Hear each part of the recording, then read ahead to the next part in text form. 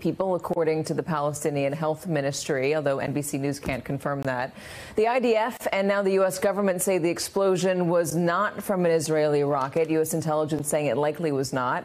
But the Arab Street is still blaming Israel, with angry protests again in Ramallah, Jordan, Yemen, Turkey, Tunisia, Morocco, Libya, Iran, and also Lebanon. So joining us now from Beirut, Lebanon, is NBC News foreign correspondent Matt Bradley. Matt, what did you see today?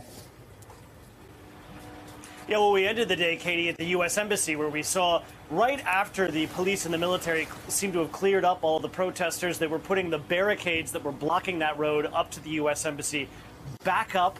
You could still smell the tear gas in the air, and it looked like, and it was clear, that the protesters actually set fire to one of the commercial buildings that was next to the road leading up to the embassy. And I got to tell you, they didn't make it within, it looks like, a kilometer of the embassy, because there's so many guards between that road and the embassy, just based on the past threats that embassy personnel and the embassy itself have faced here in Lebanon. So the protesters never made it that close, but we were at a Hezbollah rally earlier in the day in the neighborhood of Dahya in southern Beirut, and there was an enormous amount of anger, not just against Israel, but also against the United States. The protesters there, they were mentioning the names Israel and the United States in the same sentence, with the same tones, with the same condemnation. They were also mentioning Netanyahu and Joe Biden together.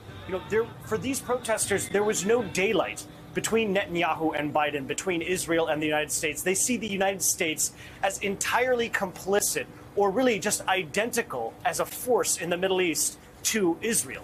And, this is something that, we saw this rage going on and on there. It was about that hospital explosion from last night.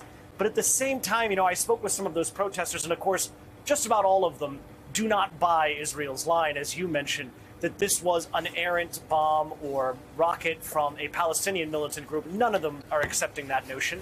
But when I asked them whether or not they would accept the idea if they had the evidence, they said, no, this is about anger that goes back generations against the United States and Israel. It's not just about last night. The narrative is already out there, so try cleaning it up. It doesn't seem to matter. Matt Bradley, Matt, thank you very much.